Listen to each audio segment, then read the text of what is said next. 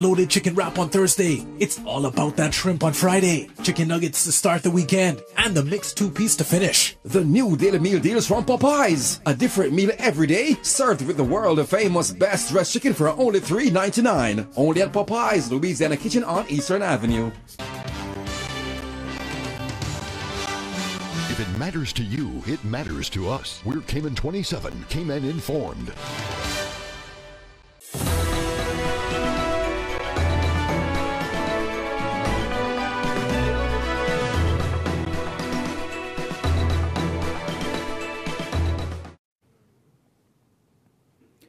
Good evening, ladies and gentlemen, and welcome to the Prospect Primary School for the Prospect Candidates Forum, the fourth of 19 forums in the 2017 general election. For those who don't know me, my name is Chris Kirkconnell, and I am the Vice President of the Chamber, and I'll be serving as your panelist this evening.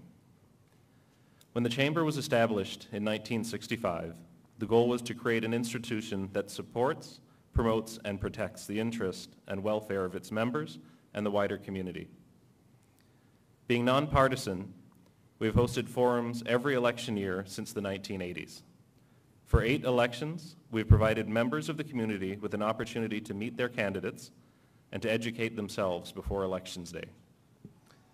The Chamber of Commerce has prioritized education as the key focus for 2017 and for the foreseeable future.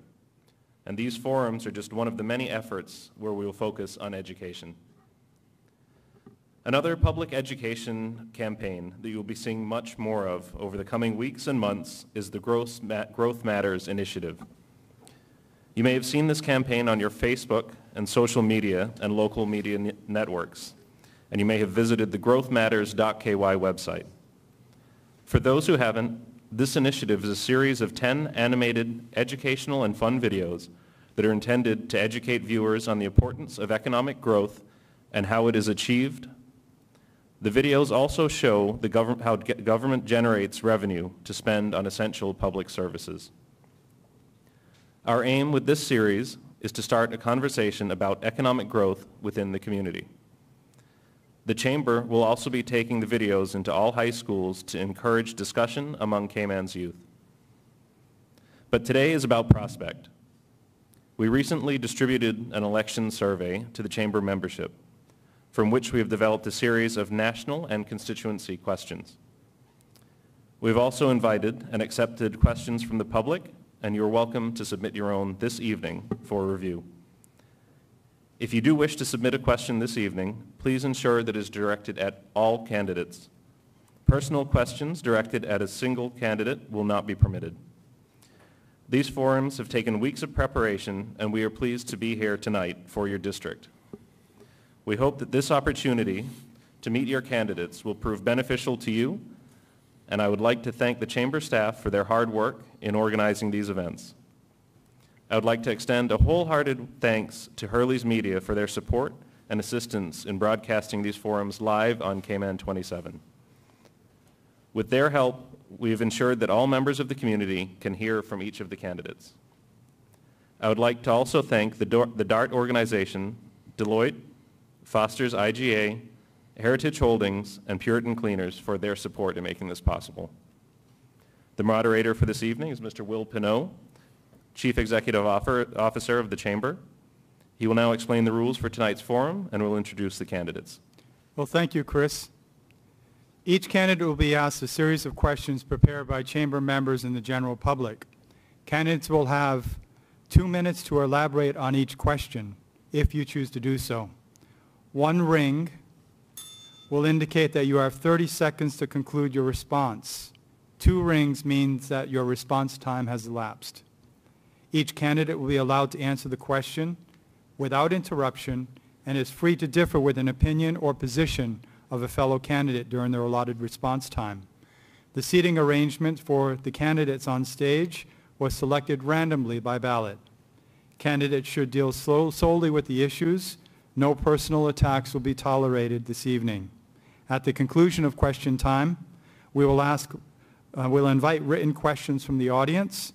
And again, as VP Chris said, we ask that the questions be directed to all the candidates. And at the conclusion of the forum, each candidate will be allowed 2 minutes for a closing response.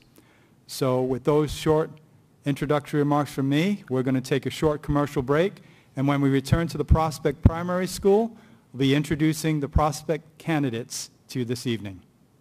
Please stay with us. At Kirk's Home Center. You can find everything to adapt, decorate, or furnish your home at Kirk Home Center. Discover every tool for any task in our hardware department. Fuel your imagination with our extensive range of housewares and linens. Create a home outside your house from our variety of outdoor living items. Or plan your next project in our paint and do-it-yourself section for the widest variety of stylish and up-to-date items for your home. Make Kirk Home Center your first choice. We got a great deal in store for you.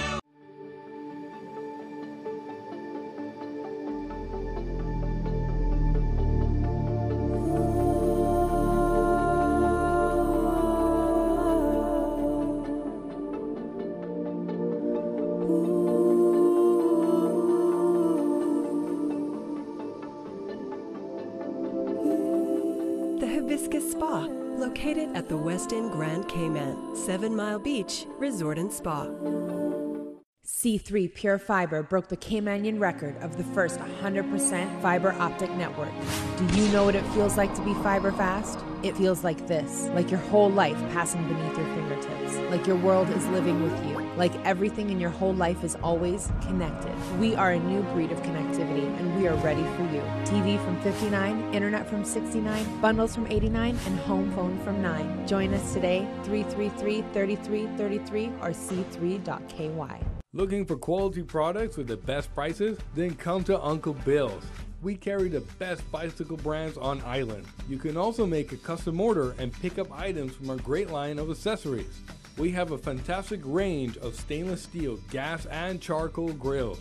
And make sure to check out our great line of DeWalt power tools. Plus our newest product, the FlexVolt. Have the freedom of cordless. Come and visit us today. Uncle Bill's Home Improvement Center.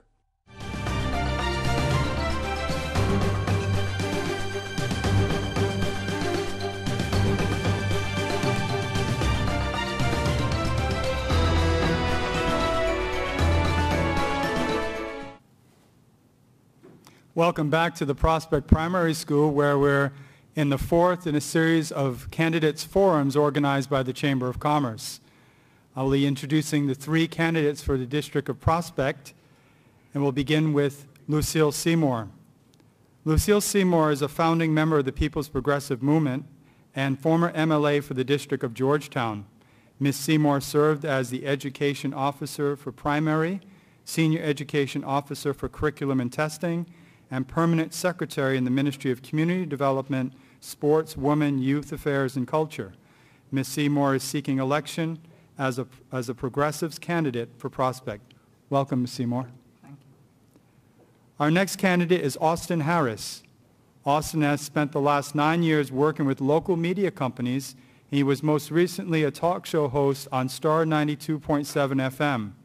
Mr. Harris graduated from CCC with academic honors in business studies and later earned a Bachelor of Science degree in finance, which he used whilst working in the financial services industry.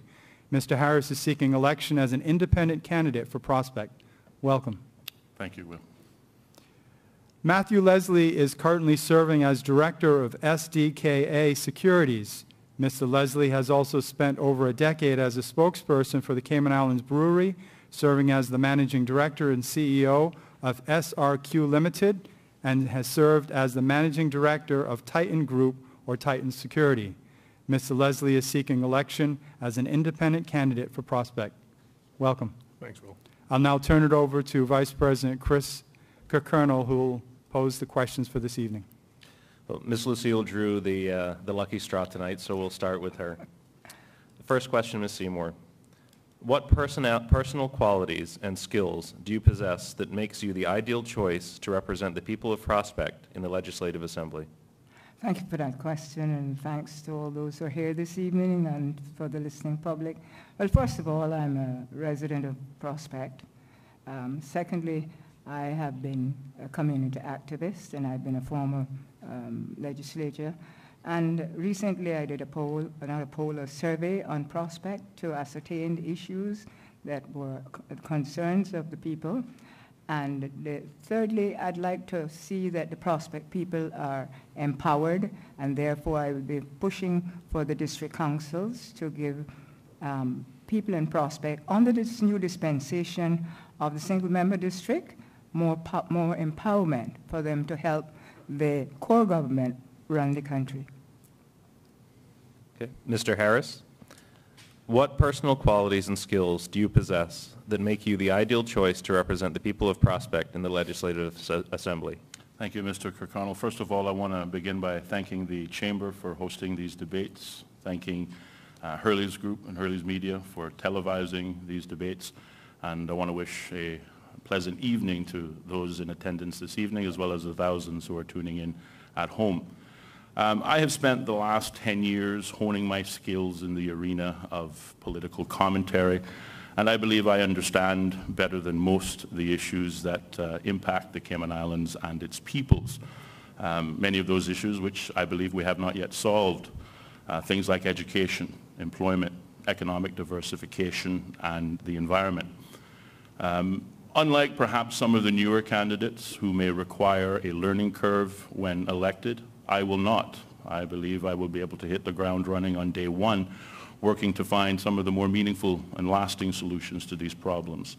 And unlike some of those who perhaps may have been there before, I believe I bring a fresh perspective to many of these issues, which may also, with the right government, work towards lasting and meaningful solutions. Likewise, I believe my former academic and professional expertise in finance will enable me to better understand the economic implications of some of our future successes. Mr. Leslie, what personal qualities and skills do you possess that make you the ideal choice to represent the people of Prospect in the Legislative Assembly? Thank you, Chris. First off, good evening to everyone here and also to everyone across Cayman that is tuned in. I believe that my personal qualities include being able to mobilize. What we've been missing for many years here in Cayman is regeneration of being able to mobilize the people to support our leaders. Many of our leaders of the past have taken a very narrow approach to things, going under one man alone, leaving the people behind, not listening to their problems, not listening to their issues. I believe that over the last few years, I have a proven track record of being able to mobilize, being able to meet with the different people, the different stakeholders, which are our Caymanian people, and come up with ideas, creating solutions together. Away from that, also the ability of being a business person over the last 12 years has led me to believe that I can go into the House and affect change by looking at the different issues that we're facing here in Cayman as Caymanians: employment, education, the environment, tourism, international relations, but also something that is very dear to my heart, and that is the social issues of Cayman. I believe that I've been there. I've been on the ground running already. I've already hit the ground running when it comes to dealing with the social issues of Cayman, and I believe that for me this is a progression from going from the private life now into the public life to serve the people. And I do believe that this gives me the qualities to be an MLA, but also to be a leader, but also to be a good citizen. Thank you. Mr. Harris, for the second question, if you had to choose one issue in the Prospect community to address over the next 4 years, what would that issue be and how would you address it? Thank you for that. In the Prospect community specifically, there are two issues that are predominant on the voters' minds, and that is employment and petty crime, both of which I believe have a connection with each other. I think we first of all need to revisit our attempts at identifying available Caymanians, but also identifying the so-called skills gaps that are keeping many of them from meaningful employment.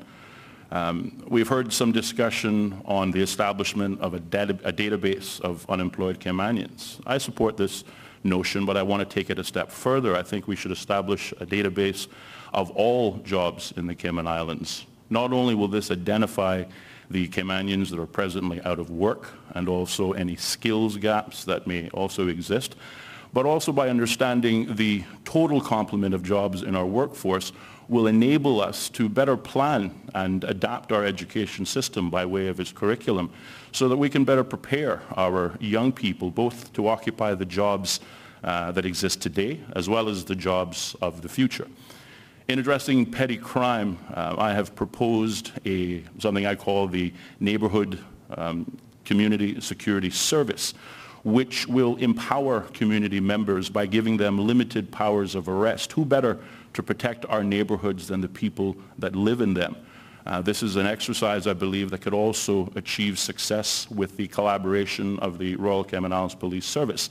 And I believe it will be more effective than both the community policing that is presently in existence as well as the Neighborhood Community Watch. Mr. Leslie, if you had to choose one issue in the Prospect community to address over the next 4 years, what would that issue be, and how would you address it? Thank you. A main concern that I've found by going door to door and meeting with the constituents has been the cost of living. And I think this is something that we need to pay their attention to. Unfortunately, as time has progressed in Cayman, salaries haven't. And on top of that, the cost of living has gone up. And what we're finding is that we're having Caymanians that are in the Prospect area that are struggling to keep their lights on, to keep their water on, to find food on the table. You know, and it doesn't matter the education level, because we have Caymanians that are educated that aren't able to make ends meet because they're not able to afford the cost that we're seeing. So one of the things I'd like to concentrate on is finding solutions on lowering the cost of living. One of the things that a lot of the Prospect residents gave issue to was the fact that we have outstanding or uprising electricity bills. You know, we need to look at certain things such as renewable energy. I know currently we have the case where CUC has stopped taking people onto the grid by putting solar power. So guess what? Let's think outside the box. Let's start getting some of the people off the grid. You know, let's start putting the power of money back in people's hands. You know, let's start looking at different ways to lower the cost of living so that we can give our people the chance to live. You know, a lot of the Caymanians that I'm meeting here in Prospect, they're telling me, listen, Prospect is an old neighborhood. It's been around. I grew up here in Prospect.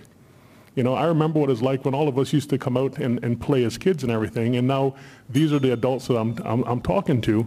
And one of the things that I'm seeing is that the cost of living it's phenomenal here.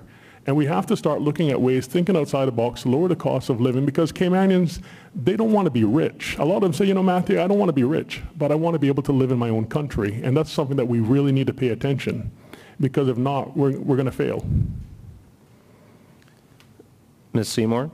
If you had to choose one issue in the Prospect community to address over the next 4 years, what would that issue be, and how would you address it? Well, I'll tell you what the people tell me. And what I have witnessed for myself, that traffic issues is very big in Prospect. In addition to that, the safety, and those are the two issues that they have. But let me address the traffic first. Prospect is just about 10 minutes away from Georgetown proper. But sometimes it takes people 1 hour, 1 hour and a half to get back.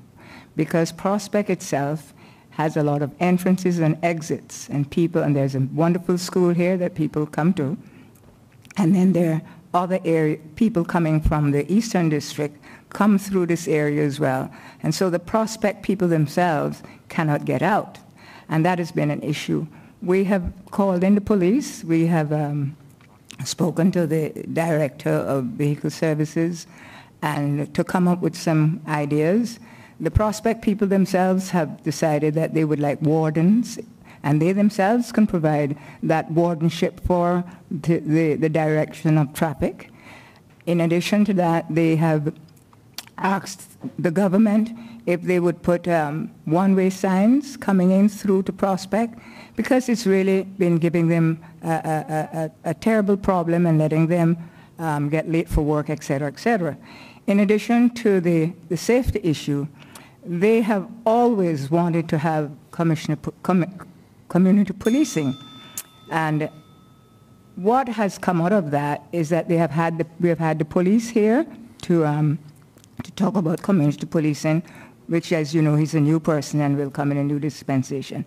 But when the district council is set up, this will empower the Prospect people themselves to work this out with core government, so that they will have a responsibility in ensuring that what they're asking for, community policing, wardens, will be come to some fruition. Thank you. For the third question, we'll start with you, Mr. Leslie. The Chamber recently launched a series of 10 animated videos on the importance of economic growth to the Cayman Islands economy. If elected, would you support continued economic growth in tourism and financial services, and what policies would you introduce to create new opportunities to diversify these sectors? Thank you. To start off with, yes, I do support. I believe it's a wonderful series of videos that have come out. I've seen them, and I'm very happy to support it. In terms of the growth and looking at new opportunities, I think one of the things that we need to focus on is encouraging more small businesses, but also thinking outside the box and finding additional measures of income to grow the economy. Such things such as medical research, which has come up in this recent discussion, I'm all in support for. Also looking at different ways in thinking outside the box in terms of production, manufacturing. I've been involved with a business for the last 10 years at the Cayman Islands Brewery with manufacturing, and we became the largest manufacturer on the island, which of course opened the way for many jobs. It opened the way for many opportunities for young people to come into our company and grow. And I think that what we need to do is start looking at our Caymanians, make sure that we can empower them to become business owners of tomorrow. What I meet along the way is a lot of young people that they think outside the box, whether it's the person that's the soap maker, making candles, sea salt. What we've seen over the last couple of years are small little businesses, little industries that have been popping up in Cayman that are providing jobs. And I mean, at the end of the day, the small business is the backbone to many people's employments and means of living here in Cayman. So I do believe that for us to grow and diversify, we need to think outside the box, look at small businesses, look at the new ideas that are coming up here, and start to examine them, but also not just look in and create committees to research and everything, because I think Cayman is we've seen enough of consulting, but let's start doing. Let's start working with these businesses, getting them off the ground, support them by working with the Chamber of Commerce and other organizations, a small business and whatnot, and let's see a better Cayman in terms of getting more entrepreneurs and more leaders in our business community. Ms. Seymour, the Chamber recently launched a series of 10 animated videos on the importance of economic growth to the Cayman Islands economy. If elected, would you support continued economic growth in tourism and financial services, and what policies would you introduce to create new opportunities to diversify these sectors? Thank you very much. Well, first of all, we have to ensure that the government provides an environment for economic growth. And I would want to give, in particular young people, an opportunity to look at the creative aspects of entrepreneurship. This is very big now in the world today, and like filming, anything to do with the performing arts, that sort of thing, that especially young people to be more creative. In addition to that, I would look at what some people are doing right now in terms of vendoring. Whilst we may look at it from a negative perspective, it does help people to be self-reliant. What the government, and if I'm part of that government, will do is to try to mainstream it and put some form of structure in it. Because in our tourism world, all over the world, people vendor. You have Georgetown that is as dead as nails, and we would like to lift that up. So that will be a very good idea to have these small little vending shops or mobile things helping people to first sell the artifacts of the Cayman Islands, and secondly, make money for themselves. So whilst we would like to go into Enterprise City and all those sort of things, I do think that we need to look at the creative side of the Caymanian people, not just with the performing arts, but also from a craft perspective, so that all our stuff that we get is not coming out of China. We can teach, we can develop craft centers and whatnot, and encourage people to be more entrepreneurial through the crafts and the skills and the the ecotourism of the Cayman Islands. Mr. Harris, the Chamber recently launched a series of 10 animated videos on the importance of economic growth to the Cayman Islands economy. If elected, would you support continued economic growth in tourism and financial services, and what policies would you introduce to create new opportunities to diversify these sectors? Thank you, Chris. Yes, I support economic growth both at the national level as well as the local level. And to that extent, the government can be congratulated because the economic growth in Cayman over the last 4 years has been good. I think 2.8% standardized or annualized in 2016. The economy is certainly in a sweet spot, but the larger question is sweet spot for whom? Whilst the government will certainly take the credit for this economic growth, I think we can also argue whether they created it or the previous administration, depending on who you ask. Inflation continues to hold steady at 2.5% to 3% per annum, with housing and utilities representing the largest basket of goods. At the national level, I think we need to focus on those economic developments that cater to the wider population as opposed to special interests. By example, again, comes as no surprise, I don't think cruise development benefits the wider interests, but perhaps only the small select few. However, alternatively, stay-over tourism and investment in that area provides greater economic opportunities for the wider population by means of creation of jobs, as well as allowing for greater Caymanian ownership. At the local level, successive governments have said they support small, medium-sized entrepreneur business. But when we look at the present administration and some of the laws and regulations that they've implemented, not least of which the new trade and business licensing law, which makes it, frankly, not only more difficult for small businesses to establish themselves, but also is cost prohibitive for many of those entrepreneurs looking to start out. So I think we need to revisit some of our legislation and make them more consumer but also business friendly in order to encourage economic development at the local level. We've gone through the first 3 questions and posed to the candidates. We're going to take a short commercial break. Please join us again. We're at the Prospect Primary School for the 4th in a series of Chamber of Commerce forums. Please return.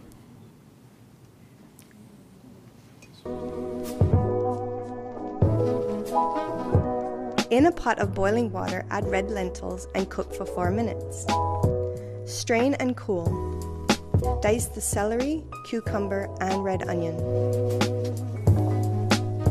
Finally chop the garlic and parsley and set all ingredients aside.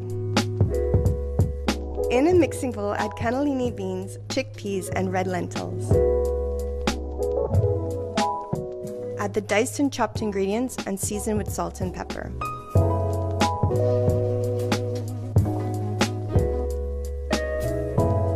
Add the zest of 2 lemons and the juice of 1 lemon.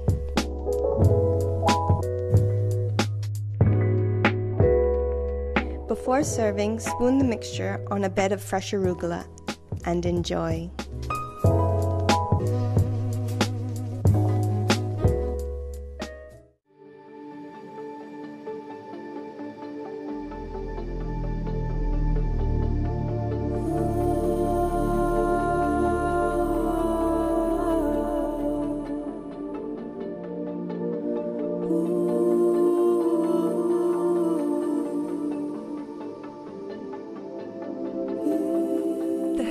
Spa, located at the West End Grand Cayman, 7 Mile Beach Resort and Spa.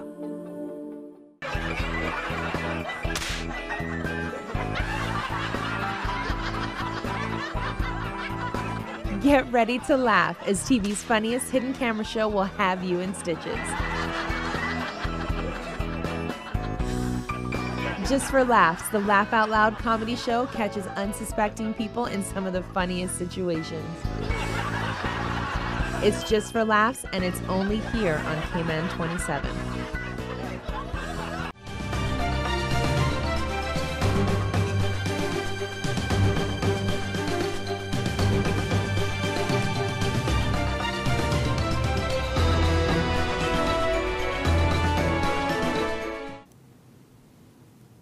Welcome back to the Prospect Primary School, where we're at the 4th of 10 candidates forums, or actually more than that, it's probably 17 candidates forums that we'll be doing for the chamber.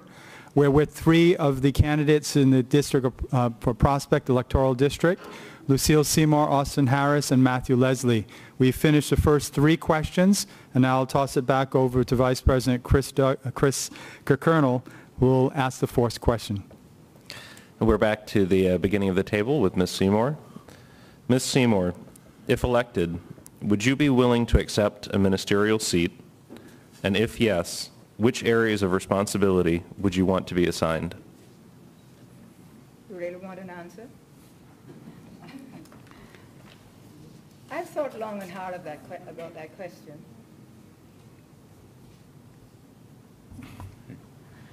I've thought long and hard about that question, and I have certain passions. As I told you, that I came back into politics because I want to see the people of Prospect empowered. Now, if there is a department or a ministry that has local government or anything to do with local government, I certainly would accept a ministerial position. Okay. Mr. Harris, if elected, would you be willing to accept a ministerial seat? And if yes, which areas of responsibility would you want to be assigned? Thank you, Chris. Would I accept a ministerial seat? Yes. Should I accept a ministerial seat? I think no. As a first-time representative, I think it's important for me to learn the system of governance, and we have many examples of newcomers under the previous administration who probably could have benefited from a greater learning curve. I think also as representatives it's important that we learn how to serve, and my first priority is to be a servant specifically to the community of Prospect, or the constituency of Prospect.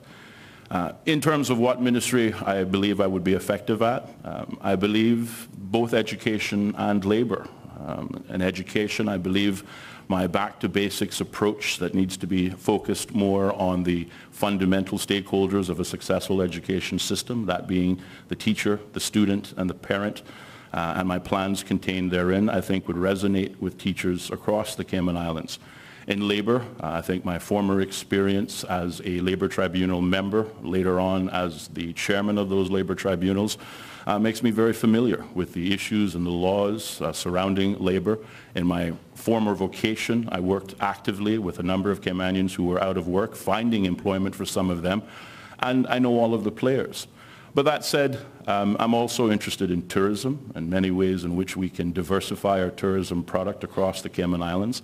And I'm also a fan of agriculture. I'm impressed with the Grow What We Eat program, but would like to see it extended to something wider than just window dressing. We've got 200 acres of property untouched in the eastern districts that we could develop.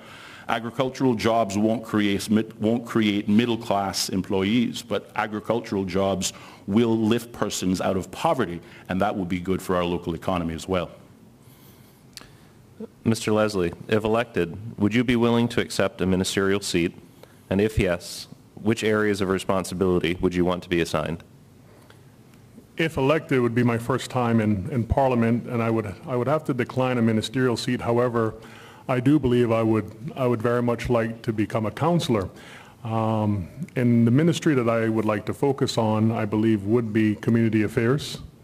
That has been a strong point for me over the last few years, and I think it's something that's very important that we start paying attention to the people that matter. You know, at the NAU, it is probably the only agency that I've ever seen that has to keep a police officer there around the clock when they're open, because of the fact that we have people that are coming there that are at their last resort. And I believe it's something that we as elected leaders, we need to pay attention to the people that matter, because if we fail the people, if we forget about those people that are hurting, those people that are in need, those people that are poor, you know, they're going to remind us about themselves down the road, and it may not be in a way that we want to be reminded. You know, so we have to pay special attention. I mean, other areas, of course, goes hand in hand, education, employment. You know, without the right education, you know, we will never see the employment numbers dwindle down. We will have a rising unemployment rate.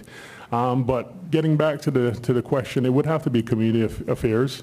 Also kicking in sports. Just recently I just underwent a big surgery, and I do think health and sports play hand in hand as well. And I'd like to lead by example with these areas. But I do believe community affairs would be the ministry that I would like to concentrate on as a councillor. And then, if the people feel that I've done a good job in the 4 years and was reelected, I think I would like to step up the role as a minister. Thank you. For the next question, we're going to start with Mr. Harris with the topic of crime, which everyone has seemed a concern, especially even in the Prospect area. The Cayman Islands government has invested tens of millions of dollars into equipping the police to combat crime in our community over the past decade. Are you satisfied that this investment has provided the police with the tools and the equipment that they require to sufficiently carry out their work, or would you recommend increasing funding for the police? I would definitely recommend increasing funding for the police because it is a growing organization, and the crime that is impacting our once quaint and quiet islands is growing. But again, I believe that impacting meaningful changes and solutions to employment will do a lot to reduce those crimes. In terms of our approach towards crime, I'm not certain that we're on the right target. I've been vocal about this topic. We continue to bring in expertise from abroad, particularly from the United Kingdom, to deal with what is defined today as urban crime. But that urban crime impacts small cities and larger jurisdictions and do not necessarily address the type of criminal that we are facing here in the Cayman Islands. I believe also the lack of on-the-ground knowledge being brought in by our foreign counterparts is a part of the reason for many of our failures. I believe we need to employ and empower local resources more, greater participation. I've been very encouraged by the work of Deputy Commissioner Kurt Walton, Deputy Commissioner Anthony Ennis over the years, and I think they have a lot to offer the service. But make no mistake, crime is a very real and present threat to the Cayman Islands, and to address it in a meaningful way, we will need to give it proper funding, whether it be radar stations at different points around the island to protect our borders, particularly against the fast movers or Jamaican canoes, I think are necessary. Investment in technology will limit the dependence on human resources, but also provide that necessary security that goes with it. I have proposed replacing the helicopter, which is noisy, with perhaps drones, which are much more quiet and run on batteries.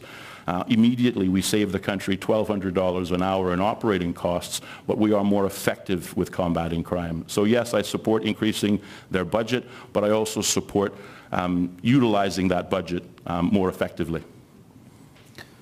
Mr. Leslie, to you. The Cayman Islands government has invested tens of millions of dollars into equipping the police to combat crime in our community over the past decade.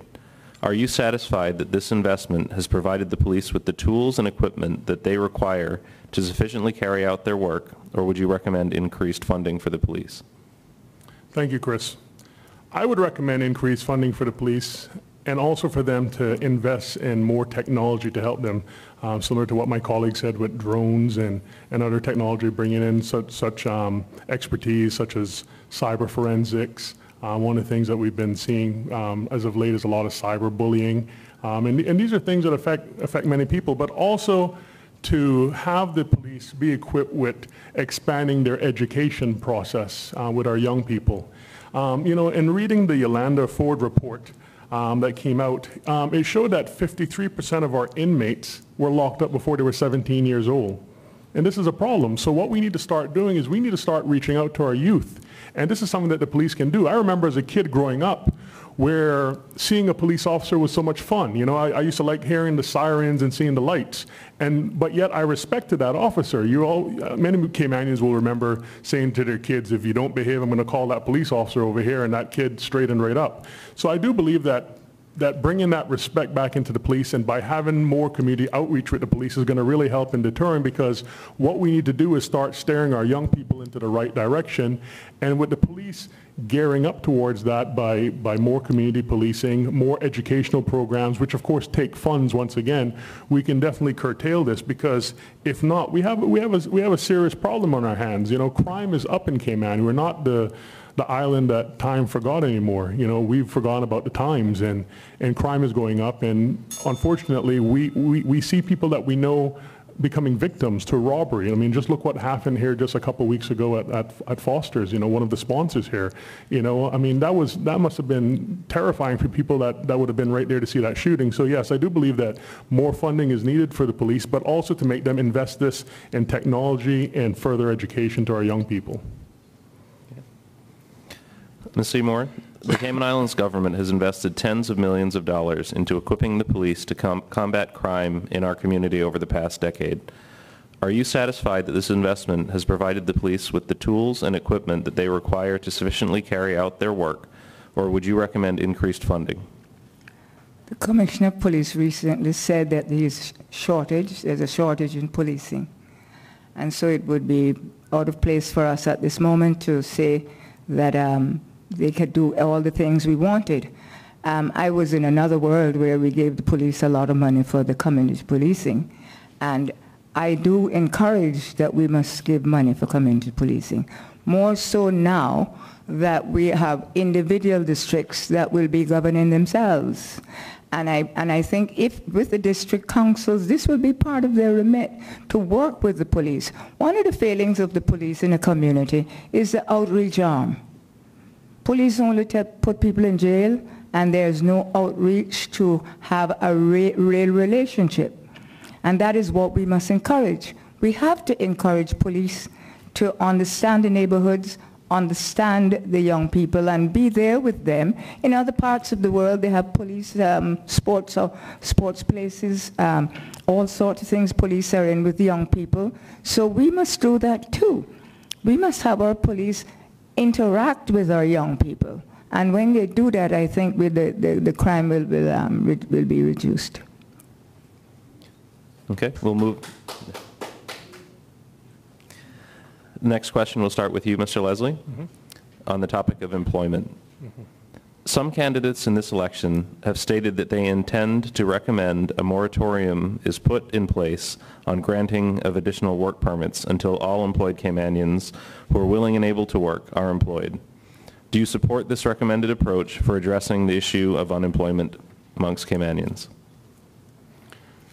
To be quite honest, we must look at the reality. As much as we as a government would like to say that and to do that, we need to always realize that based on our population size, we will always need that extra hand coming in to work. However, we need to realize that the law states that the jobs here are for Caymanians. You know, the work permit is supposed to be the last resort.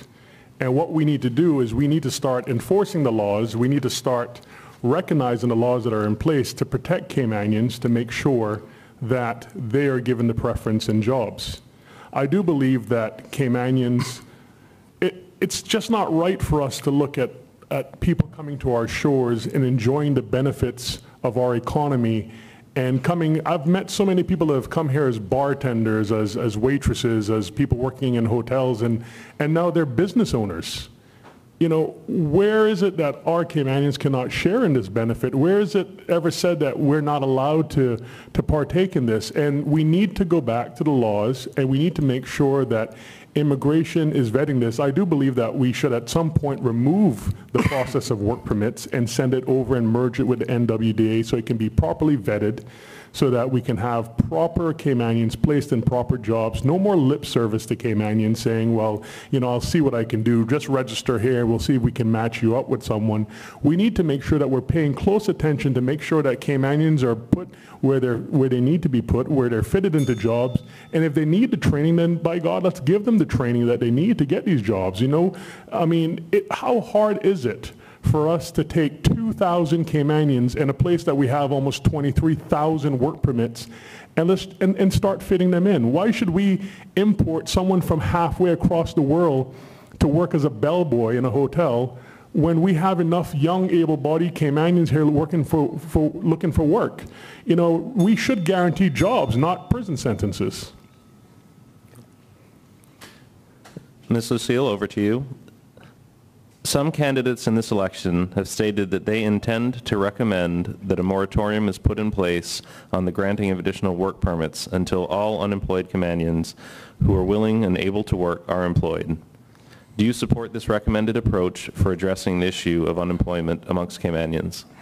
I wouldn't put the moratorium, but I believe it behoves all of us to be conscious about people who are not working, and that the government itself must negotiate when it's with developers on the business of Caymanians working.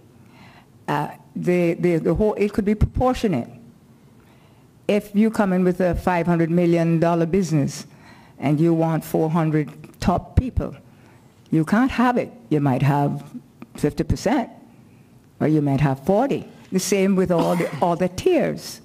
And if we have to, that's a strong thing to do, but we have to do that in order for our Caymanians to get good jobs, not just jobs at the bottom, because their cry is not only jobs, but good jobs. So it behoves any government that when they are negotiating with developers in particular, that they remember that their people have to get something out of it too.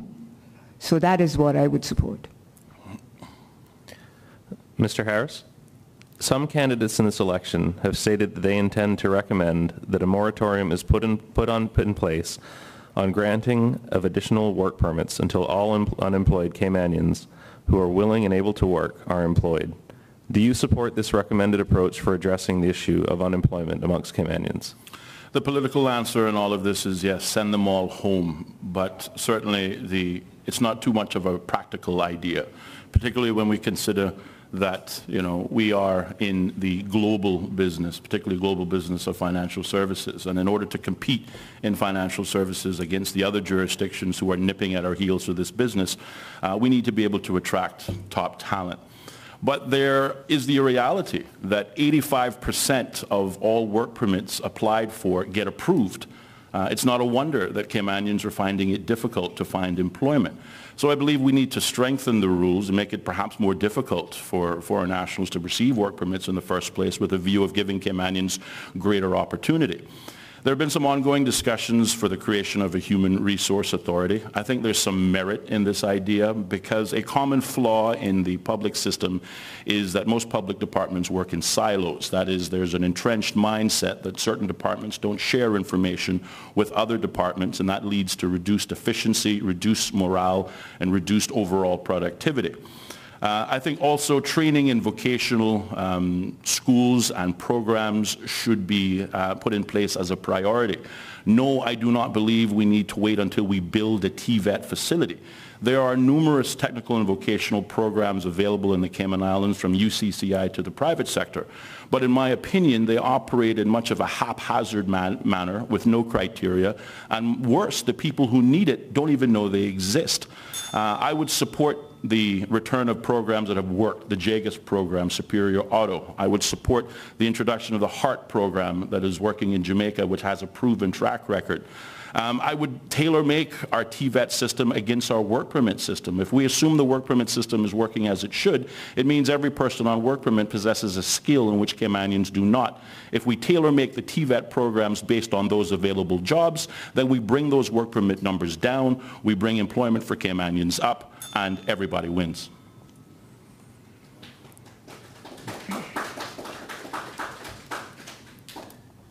Moving on to a subject I think everybody finds is of national importance, national solid waste management. Ms. Lucille, if elected, would you support the implementation of the 50-year National Solid Waste Management Strategy that has been developed by the current government? I think I would. I have had the experience of visiting 4 solid waste management during my time. I've had the opportunity of eating where they were also.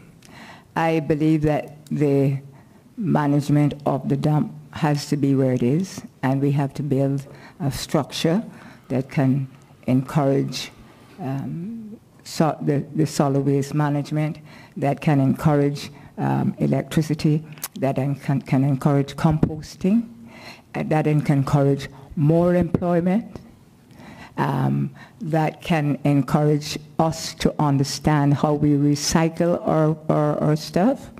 And what the government has done in terms of taking so long, and this is its second time that it's done a report on it, and this one is actually now have been costed and is now going to actually be a reality. Of course, we have to support it. Thank you. Mr. Harris, if elected, would you support the implementation of the 50-year National Solid Waste Management Strategy that has been developed by the current government? I believe the current government's direction on solid waste management is short-sighted. I also believe that we are not lacking in solutions for solid waste in this country, but what we have great difficulty is deciding who should get paid to provide that service, which is why we've gone back and forth on this issue for the better part of a decade, maybe even longer. Well, certainly 40 years Mount Trashmore has been in Georgetown, so a long time. I would support moving the dump out of Georgetown, but there's a relative question to whether it can be moved. There have been some discussions for remediating the dump on its present location in the past, converting it or capping it, turning it into a park. I'm in support of all of these things. However, what does remediation of the Georgetown landfill in its current site look like? What does remediating involve? Remediating involves mining. Only one person, Mr. Walling-Whitaker, in recent years has ever asked the question, has anybody ever considered what that is going to smell like, not alone look like? I say the government's plans are short-sighted because in addition to their 50-year plan for remediation, waste to energy on its current site, we're also constructing a major highway right adjacent to the dump. That highway will also, both now and in the future, transport our valuable tourism clients from the airport to their pricey hotels along 7 Mile Beach. The first thing they see on that journey will be the dump, which is shrouded by a thin line of trees. Once we start remediating it on site, not only will they see this work in process, but they will also smell this work going on. So I believe that the government's plan to remediate is short-sighted. I believe we've taken one problem and turned it into two. In 2013, we came close to finding a solution in which private sector would assume those costs. The current administration didn't like that plan. They scuttled that plan. They replaced it with a $500 million debt to taxpayers, and we are where we are. Mr. Leslie? If elected, would you support the implementation of the 50-year National Solid Waste Management Strategy that has been developed by the current government? Similar to my colleague here, I wouldn't support it because, once again, it doesn't answer all the questions. You know, back in 2007, Minister at the time, Arden McLean, had said that we only had 7 years left of life at a dump. 2014 came and nothing happened. You know, we did a national solid waste management policy in 2015. Once again, nothing happened. And what we've done is we spent a lot of money on a lot of smart answers that has never gotten us anywhere. Back in 2000 and back in the CDP or the UDP at the time administration, when this went to bid, I sat on the commission that reviewed the 10 bids that came in to remediate the dump, and a company, Wheelabrator, was chosen. At that time, I believe that was a solid plan that they had to remediate, to put in the proper recycling infrastructure, and unlike my learned friend that made mention that we have a big highway, that there would have been a stench, there would have been that look. You know, at the end of the day, we would already had been almost 5-6 years into it. What would have happened is that whole area would start to look like a park. You know, we have to open our minds and realize that the waste management facilities of today look nothing like what we see there now. They look like parks with a simple warehouse that you see, and you wonder what's going on inside there. But what's happening is it's cleaning up our environment.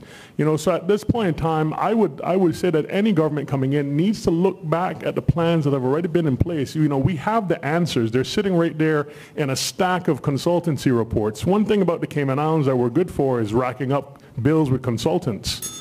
And I do believe that we need to start listening to some of these consultants, because what's the use of spending all this money on consultants if we don't follow their ideas?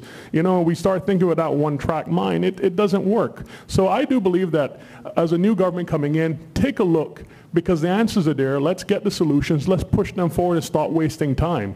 I mean, we're going to be waiting until my great-grandchildren at this rate. You're watching the Chamber of Commerce Candidates Forum from the Prospect Primary School. Please stay tuned. We're going to be right back after this short commercial break. You the question, right? You next.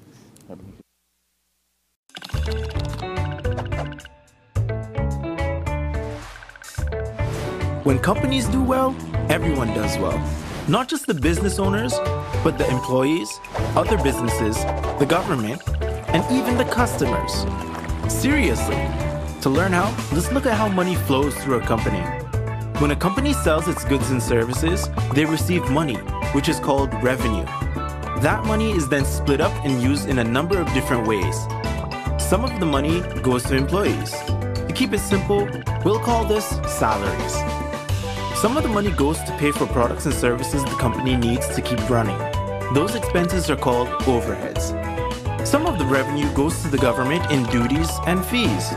And finally, any money left over goes to the owners of the business as profit. So no matter what products or services a company provides, it's like a machine that takes in money as revenue and spits money out as salaries, overheads, government fees, and profits. It's really that simple. Every dollar that a company takes in gets turned into one of those four things. Okay, so how does it benefit everyone when companies do well? Let's take a closer look. First, with salaries. Salaries are important for the economy because most people get most of their income from their employment. Next, government fees. In the Cayman Islands, the vast majority of the government's revenue comes from duties and fees paid by businesses. That money goes to pay for important government services like education, emergency services, healthcare, and infrastructure. Then we have overheads. Quite simply, one company's overhead is just another company's revenue. When a hotel needs supplies, they buy them from local suppliers. Those suppliers turn that revenue into salaries, overheads, duties and fees, and if they're lucky, profit. Some people think that business owners make too much money, but the truth is, the average company only makes 7.5 cents in profit for every dollar in sales. And that's assuming they make a profit at all. The other 92.5 cents goes to pay for salaries for staff, overheads that become revenue of other companies, and duties and fees that pay for the government services we need. In order to become successful, most business owners have to work extremely hard and take a lot of risks. If it wasn't for the ability to make a profit, the owner wouldn't have started the business in the first place. And if nobody started any businesses, there would be no jobs for employees, which means no salaries, no overheads to support other businesses, and no money from government fees to pay for our government services. So yeah, when companies do well, everyone does well. In the next video, we'll take a closer look at why countries need economic growth. For now, thanks for watching. And remember to share this video with your family and friends so they can learn more about our economic prosperity engine.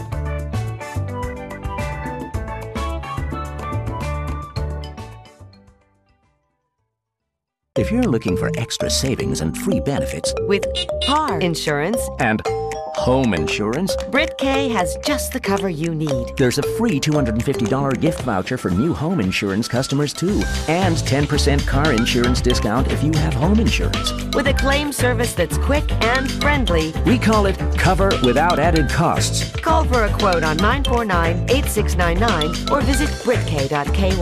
Brit K, where people come first.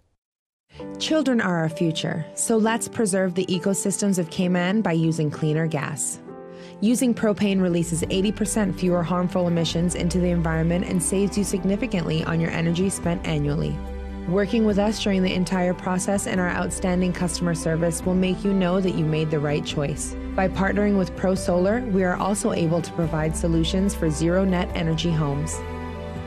Clean gas, superior energy, the smarter choice. Some say the time of miracles is past, but we see miracles all around us, every day. Some could not walk. Some could not breathe. Some had lost all hope. But something amazing happened. Something that can't be analyzed or quantified. Something that is more than good medicine. Holy Cross. If it matters to you, it matters to us. We're Cayman 27, Cayman Informed.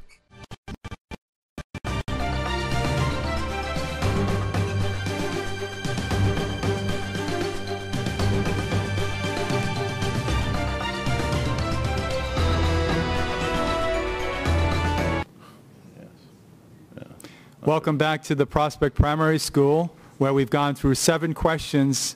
The candidates have been pretty candid in their responses. We now move on to question number 8, and also some questions from our general audience.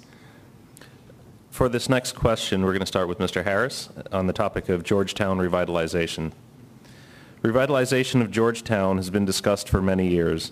Do you consider the revitalization of Georgetown to be one of the top agenda items to be addressed by the next government?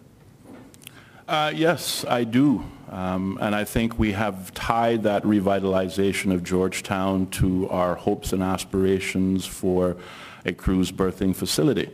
I don't believe one or the other are mutually exclusive. I believe Georgetown drastically needs revitalization.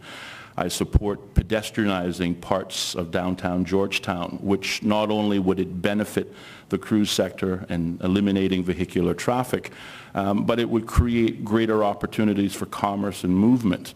I think when we look at some of the development that has taken place in the last 10 years, a lot of the capital businesses have moved out of that district and into 7 Mile Beach, DART developments and the like.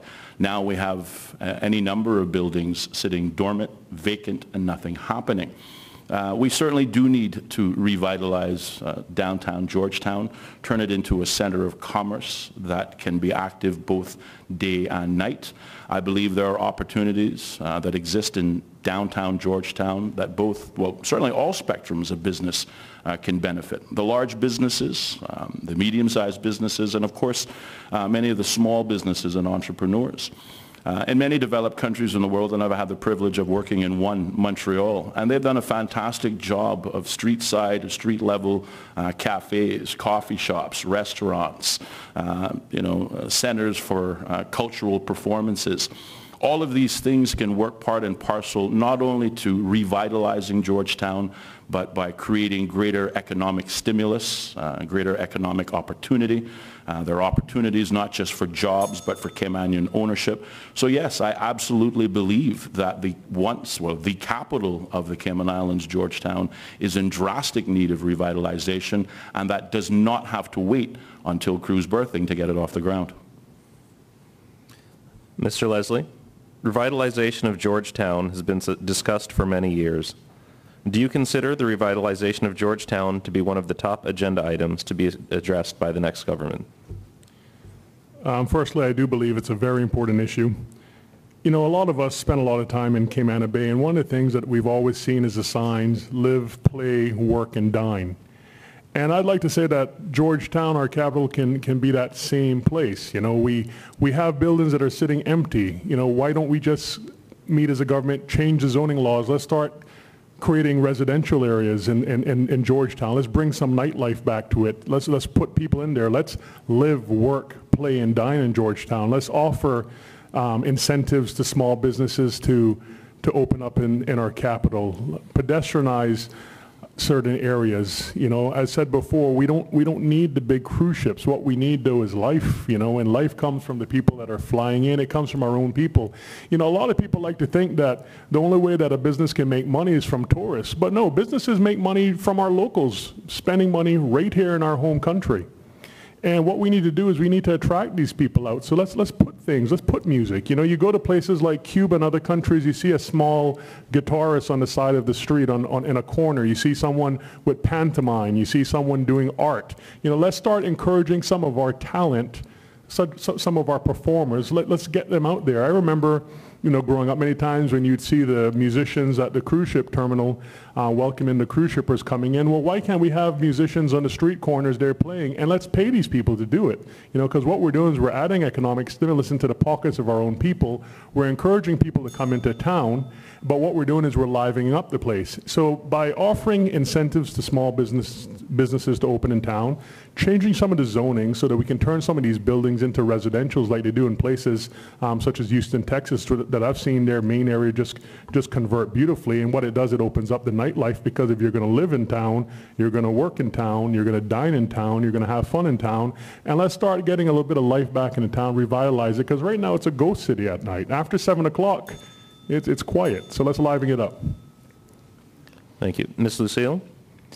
Revitalization of Georgetown has been discussed for many years. Do you consider the revitalization of Georgetown to be one of the top agenda items to be addressed in the next government? I was one of the first persons to even moot the word revitalization of Georgetown. My idea was to have a seafront. We have one of the most beautiful seafronts in the world. We also have a mile of port to port, the airport and the seaport. We are to blame, those of us who live in Cayman, because we actually killed our own city by going down to Cayman Bay because we thought Cayman Bay was better than us. And we took our business from there, and here it is now. It is as dead as nails. But we have to bring it back. And I would hope, and if and when I'm there, that is certainly will be my priority, to make sure that the seaport of Georgetown lives, that you have vendors there, you have small coffee shops, as my colleagues have said, you have a real walking city. One of the research in this world today is about walking cities. Cities are all developed now. They're no longer having cars drive up in them, like how we used to. You pedestrianize them, as Austin said. And one of the beauty about pedestrianizing Georgetown, you wouldn't have a bank robbery. Who's going to run after holding up a bank? Not a soul. So the banks will not be robbed, so your banks will be surely protected. And that's not a joke either. So I certainly would promote the revitalization of Georgetown to a safe, and even have a mayor. Change the ordinance, have a mayor. And it will come good now with the single member, and it will also come with the district council. And I certainly would push it. Thank you. Moving on to the topic of economic diversification, and starting with Mr. Leslie. Would you support lowering of fees or introducing incentives to attract new industries to the Cayman Islands? If yes, what industry would you seek to attract? Yes, I do believe that incentives should be encouraged to bring in outside industry. I've had a mixed juggle between technology and the medical industries. However, as we're seeing with time progressing, both industries are coming hand in hand. So I do believe that offering incentives to the medical research industry would be quite phenomenal in terms of the money-making opportunities, the employment opportunities, to have Caymanians in the forefront. Of course, the tax incentives for any business coming to Cayman is very fruitful. By having these businesses here in Cayman with the incentives that we can offer them, I do believe that we can encourage growth in the industry. We're just a stone throw away from the U.S., which is right next door. You know, where a lot of research companies are spending billions of dollars in research, and a lot of federal taxes, payments to the FDA and everything else. So I do believe that by offering the incentives to businesses coming here, creating a friendly climate to do business here, less of the red tape. You know, less red tape and more red carpet is what we need to offer outside investors such as this to come to Cayman. I do believe that we can achieve more growth here, and I think it's a win-win for all. Thank you. Ms. Seymour, would you support lowering of fees or introducing incentives to attract new industries to the Cayman Islands? If yes, what industry would you seek to attract? I certainly would encourage it for small businesses and startup business. I believe that the creative industry has been untapped in the Cayman Islands. Yes, we now have a film industry, a small one, but there are other areas of interest that in sports, tourism as well, that we could encourage our young people, and in technology, in particular young people, to be more creative, because that's not a strong point of ours, that for them to bring more things that are creative in the Cayman Islands, music in particular. I know right now somebody has a studio here, but that person is very wealthy. But we want it to be startup companies so that it can benefit more in terms of our labor and in terms of more money coming into the country. So I do support it. Mr. Harris, would you support lowering fees or introducing incentives to attract new industries to the Cayman Islands? If yes, what industry would you seek to attract? Thank you, Chris. Certainly I would join my colleague, Ms. Lucille, in that lowering fees for small business startups is a good idea to encourage local entrepreneurship, greater opportunities for ownership. I also believe we should, give incentives to medium and large businesses so that we can grow our economy. But I would caution the Cayman Islands on reducing our fees too much because, again, our tax base is such that it's based on consumption.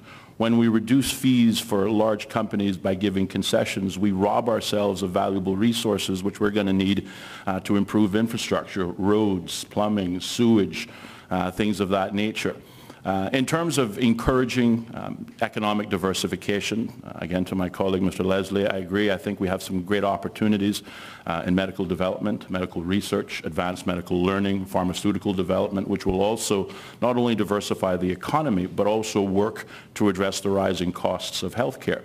But if I were to look at an industry that I think is missing from the Cayman Islands, it would certainly be renewable energies. We talked about that economic growth earlier on, and the major factors impacting economic growth are housing and utilities. We're still generating electricity through the most primitive form possible, and that is through diesel fuel. We've signed a 20-year contract to make sure that that is the way of generating electricity for the next 20 years going forward. So with that, we can expect continued higher utility costs. Meanwhile, we're 1% or less than 1% invested in renewable energy infrastructure. I think there are many opportunities in renewable energy, whether it be through solar panels or other new technologies that can be introduced to the Cayman Islands, and we should certainly look to that as a means of developing and diversifying our economy. Likewise, ecotourism has become growingly popular around the world. We can look at that for our sister islands, but certainly likewise here on Grand Cayman as well. Thank you. Moving on to one of the questions from the audience. If elected, but not a member of the ruling coalition, how will you be able to help the residents of Prospect? Ms. Lucille, we're going to start with you. Could you repeat it, please? Yep. If elected, but not a member of the ruling coalition, how will you be able to help the residents of Prospect? I don't think that the district council would be set up to isolate an incumbent or a politician that has been elected by the people.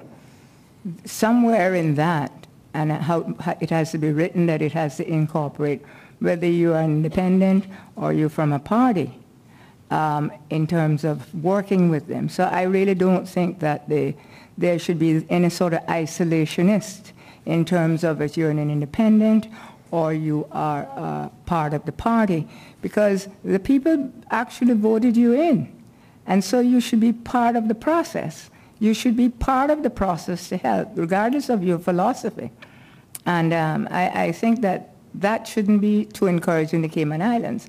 And more so that you will have the district council, which I think will by law have the particular, not candidate, MLA being part of that council. So that is not really a question that is, we can say no. Mr. Harris, if elected but not a member of the ruling coalition, how will you be able to help residents of Prospect? By doing what I have been doing for 10 years, and that is agitating for change. Bob Marley says, I got tired to see my face.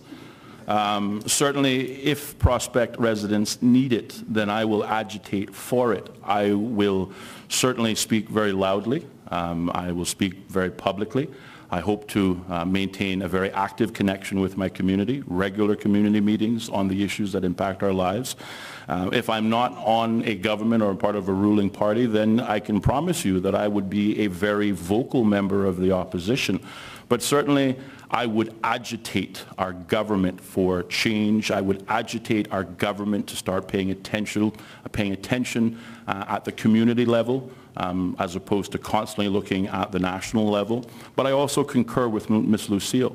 The Constitution of 2009 is a fantastic document. We need merely to implement much that is contained in it rather than working to amend or improve different parts of it. The advisory district councils play an important role, and their role is to maintain the connection for constituents at the constituency level, whilst their representatives are focused more on the national level. I think a robust district advisory council would also lessen the opportunities for districts to perhaps be silenced, ignored in the wider, grander scheme. But certainly, again, how would I impact positive change for Prospect? I would agitate for it. Mr. Leslie, if elected, but not a member of the ruling coalition, how will you be able to help the residents of Prospect? Well, the first way that you do is to make the people of Cayman realize that in our Constitution and on a broader base, all people are created equal. So there's no one better coming from West Bay, Georgetown, East End, or whatever. We're all Caymanians. And we as a government need to learn to work together. Whether you're in the opposition or the ruling government, we need to realize that we are one government. We are one Cayman Islands. We are one people. So what you need to do with that is you need to make them understand, listen, we have constituents that are in Prospect that need just as much as anyone else anywhere. And we have to make sure that we advocate, and as Austin said, we agitate.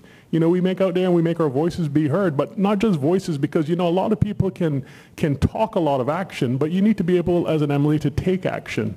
You have to be able to not just, you know, talk the talk, but you have to be able to walk the walk and get out there and make sure the government knows that your people, our people, my people here in Prospect, our voices are to be heard and we're to be counted. If there's a problem that needs to be done, then let's get out and fix it.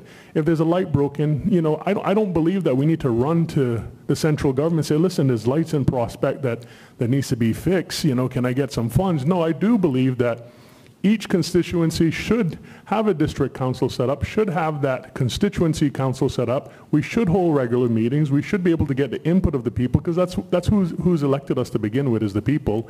Let's start listening to them. Let's start advocating for them, because as a government, the government needs to make sure that the voices don't fall in deaf ears. Let's get out there and let's do some stuff. So if things need to be done, yes, I do believe that the constituency level, we should be able to implement programs. We should be able to implement funding that the constituency levels can handle. So I'm not talking about the pork belly funding that you hear back in the US and everything, but what I'm trying to say though is that we do need simple funds to fix certain things in our community, and this should not be able to go to debate in terms of going to the central government. It should be able to go to a simple meeting with the constituents, and if they agree, listen, this needs to be fixed, then let's fix it. Well, thank you for the candidates responding so candidly again. We're going to take a short commercial break, and when we return, we're going to have more questions from our audience.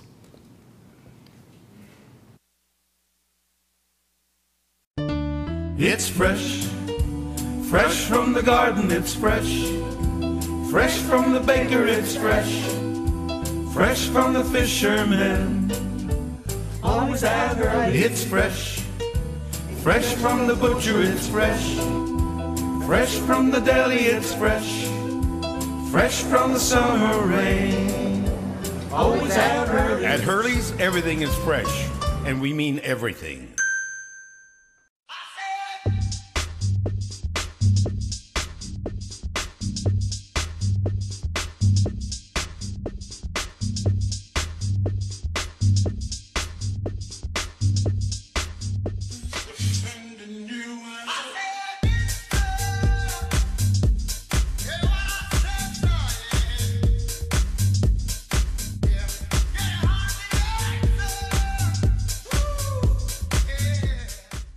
Carriers is your complete waste management company. We service commercial, residential, and construction properties. With our large inventory of dumpsters and grapple truck services, we provide an unmatched, dependable service. Our sister company, Island Recycling, buys and collects recyclables such as AC units, aluminum cans, auto batteries, copper, and much, much more. For Cayman's waste and recycling solution, one call takes care of it all. Call 946-DUMP. That's 946-3867. The world is getting smaller. We travel more. We see more. We do more. So you need a bigger health plan like Premier Health. You have easy access to benefits at home. 1 million U.S. providers accept your ID card for college, vacation, and business travel.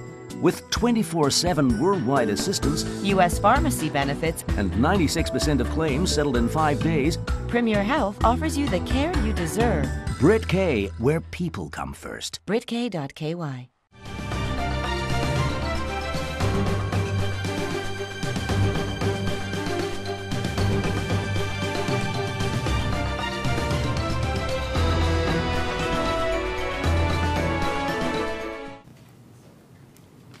Welcome back to the Prospect Primary School.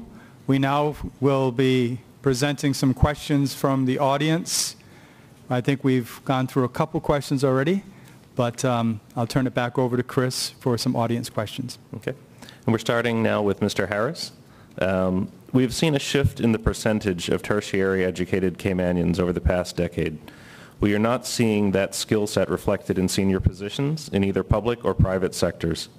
What will you do to promote greater upward mobility for Caymanian professionals? Thank you for that question, and thank you for the audience member who asked it. Certainly, they're absolutely correct. Our system of governance told us that if we educate our children to the best within our abilities, they will be guaranteed jobs when they come home and graduate. Unfortunately, that promise has rung hollow in recent years, particularly amongst those who are graduates of bachelor's, master's, in some cases persons with PhDs that still have no meaningful employment. I don't believe that writing more laws and legislation is the answer, but quite to the contrary. I believe, as I have believed for a long time, that we simply need to enforce the laws that exist. Again, we assume that the work permit system is working correctly, because if it is, then for every work permit holder, it suggests that they possess a skill that Caymanians do not. But when we look out across the country and the landscape, we see countless Caymanians with these skills, but for whatever reason, they're not getting those jobs. I think of the work permit system. Employers need only satisfy the board to say, did any Caymanians apply? But there's no follow-up. There's no requirement for them to provide the resumes of Caymanians who did apply for those jobs. Some Caymanians, particularly those that are qualified, have gotten wise to the game, and they've been submitting their resumes and copied a copy to the Department of Immigration. Some have been successful in that approach. But it should not be the way it is operated here in the country. We continue to allow employers to interpret the laws that are written instead of enforcing the laws the way they are written. And I believe certainly simply because we haven't tried it before, maybe enforcing our laws as opposed to writing new laws might be the solution. Mr. Leslie, we've seen a shift in the percentage of tertiary educated Caymanians over the past decade. We are not seeing that skill set reflected in the senior positions in either public or private sectors. What will you do to promote greater upward mobility for Caymanian professionals? Yes. There was a labor report here by Samuel Gulsaran back in 2007 that the government was given that addressed a lot of these issues. One of the things that I think that we need to understand is that here in Cayman, Caymanians have been discriminated against in the job place. And let's not sugarcoat it. Let's just be real with each other. Let's be real with the people here of Cayman. A lot of Caymanians are coming back home with bachelor degrees, master degrees, and they're not even getting jobs in the field that they studied for. They're getting jobs in, where they can find it. It hurts me to know that someone is a teacher aide when they have a degree in finance. Someone is working as a bookkeeper and they have a doctorate. Once again, our laws were made specifically to protect Caymanians. You know, our laws were made to encourage Caymanians to move upward, to give Caymanians the leadership roles. And what we need to do, once again, and in agreeing, there's a few things we agree on, a few things that we may not, but yes, the laws must be enforced. And to enforce them, we have to make sure that our departments are in check. Let's get the inspectors out there. Let's look at the business staffing plans of some of these businesses. Let's open those business staffing plans to the public. Let people be able to see what this company has said to immigration, whether it be truth or lie, and let's make sure that they're following these business staffing plans, to make sure that there are proper succession plans that are in place, so that when a person comes into a job, they don't have to feel that they're going to stay on the bottom for the rest of their life, even though they're getting the education to progress themselves, but rather feel that they have an opportunity to work with that business and progress and be a success with that business. So what we have to do is to encourage not just our people to make sure that they report these things, but also for businesses to understand that as a government, we're going to say no when they want to bring in work permit holders, when they have a Caymanian who's been there, has gotten the experience, and they've been stuck on ground level for years and years, and they haven't moved up the ladder. It's totally wrong. Okay. Ms. Lucille, we've seen a shift in the percentage of tertiary educated Caymanians over the past decade. We are not seeing that skill set reflected in senior positions in either public or private sectors. What will you do to promote greater upward mobility for Caymanian professionals? Thank you very much. I'm much afraid those persons, including myself, who have the opportunity to be members of parliament, have to take a hardline approach in all of this. We no longer can sit by and make all the excuses why people don't have a job, et cetera, especially our graduates. We give them scholarships.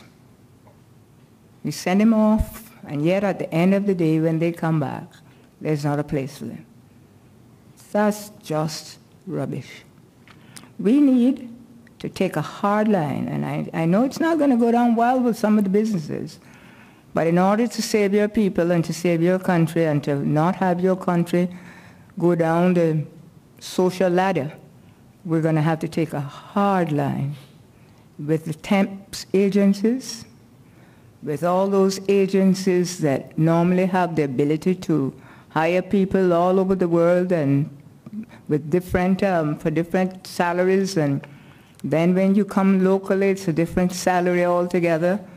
The government of the day is going to have to take a real hard line.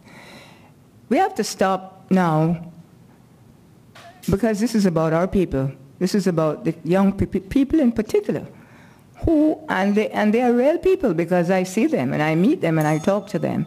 We have to come up with a way of looking at how the temps, what the temps are doing. Some of them are bringing in well-trained persons and putting them in insignificant jobs, then giving them training, and then once you got training, you have training. So, and then they're putting them in these positions, and then our people don't get the job.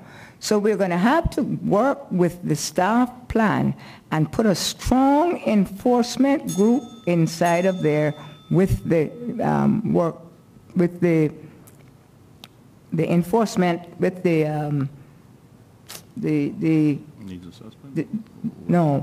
with the board that have the responsibility. It's no longer now that we can hide under the bush. Thank you, Ms. Lucille.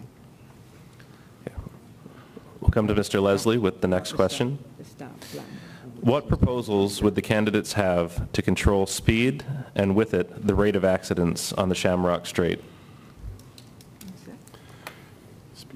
You know, I'm thinking about that, and I remember myself as a young man growing up all the times speeding on Shamrock Road myself. I'm guilty of that, overtaking and undertaking.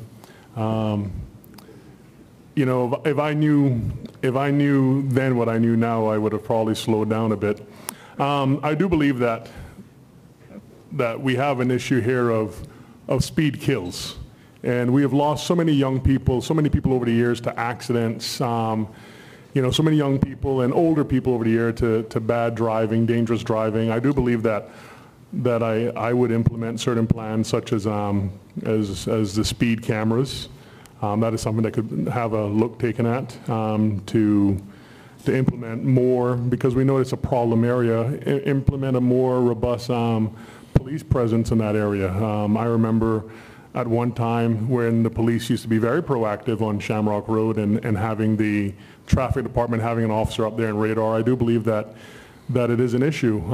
We have an issue of people that are dangerous driving. I mean, we have 2 lanes that are coming down, but yet they're still overtaking, going to the far lane, or they're undertaking. So let's put a little bit of a block on that. You know, we have to take the traffic matters seriously, because there's too many people getting injured, losing their lives. Just a couple days ago, someone very close to me was in a very bad accident, a family member, because someone was speeding and then all of a sudden couldn't stop and rammed them in the back of their car, you know. So we have an issue where we need to, in this case, get the police more proactive on the Shamrock Road area, and I do believe let's go ahead and implement the speed cameras and automated radars so that we can start enforcing the laws, getting people to slow down, and then let them be held responsible for the actions that they do. And of course, this also goes with a good educational program. I know in the States, one of the things I noticed was in California, seeing a wrecked car on the side of the road with a sign saying, hey, this could be you, slow down. Okay. Ms. Lucille, what proposals would you have to control the speed and with it the rate of accidents on the Shamrock Strait?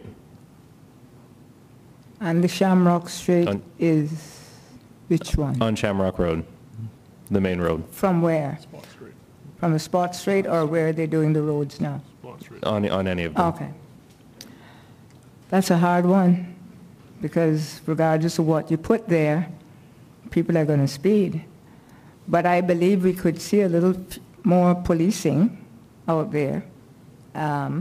We could use, as my colleague said, more cameras.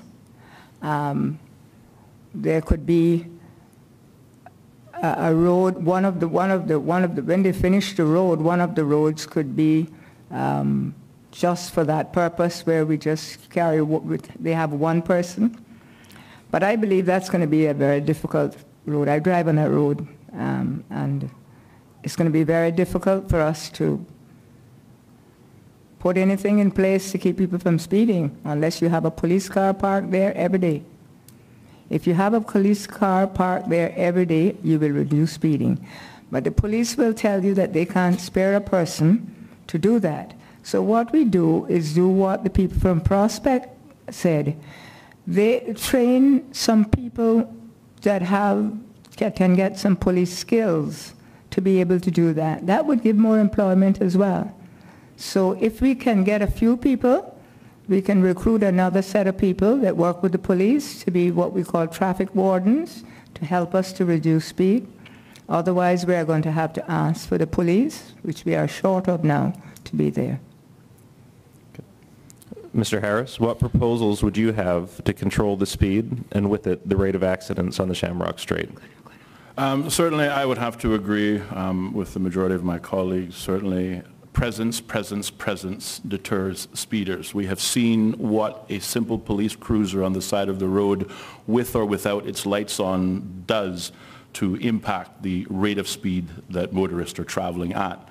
But when we look at our road construction, we have gone from single carriageway highways to multi-lane carriageway highways at relatively high speeds to move the necessary amounts of vehicles that are on the island.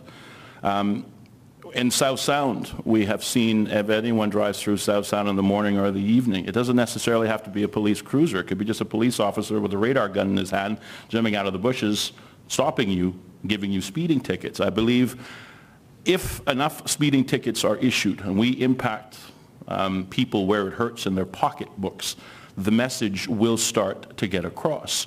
Police talk about resources. Again, they might not be able to spare cruisers. Well, again, what does it cost to employ a single police officer with a radar gun at key I guess, choke points, if you will, where we know we have straight roads. Shamrock Road or the Spot Strait, the temptation is too large, as Mr. Leslie pointed out. We were all young once at some point in time in our lifetime. Our cars have gone from the heavier muscle cars to the lighter carbon fiber vehicles that go a lot faster. But the problem with that is when they hit an immovable object like a wall or another car, they kill our young people. And with that goes our next generation. So again, the police can do a lot more in this regard. But I'm also encouraged by Ms. Lucille's notion of wardens, because it fits along the line of my empowering community members in order to do the jobs of policing. That will, in order for it to work, they have to have powers of arrest. But I certainly support it as well if policing resources are a problem. But again, with speeding, nothing beats a police presence. Nothing. Thank you. We'll move on to another one of the questions from the audience, and we're starting with Ms. Lucille. Can you tell us what you consider are the issues in the education system, and how do you propose to address them? Well, there's so many that you would have to sleep here tonight for me to finish. But I'll try to tell you one thing that you have to know when you come out of a school. And I'm talking about primary and secondary school. You have to know how to read well. And if we could just get that right, and I don't mean reading, sight reading, I mean reading at all the taxonomical levels, understanding comprehension. The world today is about us understanding. You pick up a computer, it's about you understanding and being able to read. That's how we go through the passage of understanding it. The other one is that I believe that we need to understand that in our school system, our children go there to learn. And if they're not learning, then something is wrong. And we have to bite the bullet and go in there and find out why they're not learning and why people say they're not learning. If they're not learning, the teacher has not taught. And if they're not learning, the child has not learned. And if they're also not learning, the persons who have to provide the resources for them have not done so. So there are many, many big issues in our education system today like that. But one of the things that we want in our education system, that when our youngsters come out of the system, that they get relevant education, that their education can take them, if they don't go to university, it can take them to work, but if they go to university, it can enable them to get their papers and they come back here. That is why they go to education. But I must say something here, that if we look at the results, if we look at Thank you, Ms. Lucille. Thank you very much. Okay. Mr. Harris, can you tell us what you would consider are the issues in the education system, and how would you propose to address them? I believe, Chris, that we need to take a back-to-basics approach with our education. We have spent successive government administration focusing on physical plants or buildings or monuments to self, but we have forgotten about the fundamental stakeholders that make up a successful education system. And they represent the teacher, the student, and the parent. The government's role should be limited to policy development, but also the provision of resources that maintain those three fundamental stakeholders and their relationship. I believe certainly, again, to bring technical and vocational training back into the mix is a priority, and we need to start that earlier in the high school spectrum. But a program that was working excellent when I was in high school is a work experience program that should begin as early as junior high. It would solve two common problems that young persons face at employment. Number one, when they're seeking jobs from graduation, the most commonly used excuse is, well, you lack experience. Well, of course you lack experience. You've been in high school all of this time. Where are you going to find it from? But the other concern for employers is understanding what is that future employee's work ethic? What is their dedication and commitment? How are they capable of learning difficult tasks? If we introduce work experience programs from as early as junior high, then presumably we have 4 years of experience between the potential employer and the employee, so that when they graduate, there's a job waiting for them at that time. But again, we need to embrace a back-to-basics approach in education that focuses on the curriculum. What or how our children learn, what they are learning. Another area of concern is that we have age-appropriate learning, and I'm also a big fan of aptitude tests, and I believe they should begin as early as primary school, because whilst they identify a student's strengths, they also identify at a very early age their weaknesses. This is information that teachers and policymakers can use to streamline their curriculum to ensure that our children graduate with real-world skills that will help them either in the job environment or to assist them to move on to tertiary education. Mr. Leslie, can you tell us what you consider are the issues in the education system, and how do you propose to address them? Well, the first thing we need to do is to remove education as the political football that everyone counts on every 4 years to play with. We hear too much of the, I want to change this, I want to change that. What we need to do is separate it and let it stand on its own. You know, in 2015, the KPMG report had said that what we needed to develop and focus on was on an education model that focused on a student's ability, not just not their age. You know, stage progression, not age progression. You know, what we're doing is we're bringing our kids through school. We're saying, well, as long as they've attended, they've not missed any days, let's just push them through when they're 16 years old. Let's graduate them and throw them out there. Well, tell me how many businesses are employing 16-year-olds, 17-year-olds. You know, they can't sign legal contracts. Businesses aren't looking at them. They don't have the experience. What we need to do is we need to start making sure that, number one, we are testing the student's ability. You know, right now in Cayman on a statistical level, I believe it said 63% of our students were passing in reading and writing, just 47% in math. You know, the global standard is 70%. You know, what we have to start doing is taking them from a young age and start leading the direction, leading the charge, encouraging more hands-on with the parents and students. We have to get everyone involved to make this education system work. We just can't think that the kid is going to get on the bus, get to school, and we're going to leave it to the teachers. No, as parents, we also need to make sure that we're following up with our kids. We're making sure that we're progressing with them, because it's a team effort. It's family, the teachers, the students. We need to have a team effort, lead the charge, start developing their skills, seeing what course they want to take. And of course, I am a big fan of technical and vocational training, also work experience. I remember my work experience was at Coots & Company back in the day when I was in CCC school. But let's start getting those kids out there. Let's start giving them the experience. Let's start giving them the work training. Let's start giving them the goals so that when the time comes that they graduate, you know, they're hitting the ground running themselves, that they can either continue on to higher education or they take their rightful place in the workplace. Okay, thank you. The next question will be starting with Mr. Harris. If elected, what would be your plans for the future of Cayman Airways? The future of Cayman Airways. I think, first of all, Cayman Airways is a vital resource and certainly can no longer be looked at simply in a vacuum of comparing it as a national airline or as a business. But as has been demonstrated on more occasions, the national airline serves as a tool in our overall tourism toolbox that will encourage new arrivals. And I think, again, when we focus on stayover tourism as opposed to cruise tourism, Cayman Airways will play a key role in bringing new visitors to the Cayman Islands, new opportunities for economic development. I think, again, the government should be congratulated because they're looking at this. They're looking outside of the box of the traditional North American visitor. They're looking at Central and South America, which are important key markets that I think will represent strong numbers on the tourism side of things. But we have to be cautious with Cayman Airways, particularly against the backdrop of the annual government subsidies. You know, I think a better approach would be for government to say, listen, we want to see you reduce your overall operating expenses by 25% by the end of this year. That is a government policy that they've handed down to the executives and management of Cayman Airways, and step away and allow them to do so. I think Cayman Airways has the professionals working at the operational level. I think they have the professionals operating at the board level. And if this is the government mandate, then certainly I think they will successfully achieve it.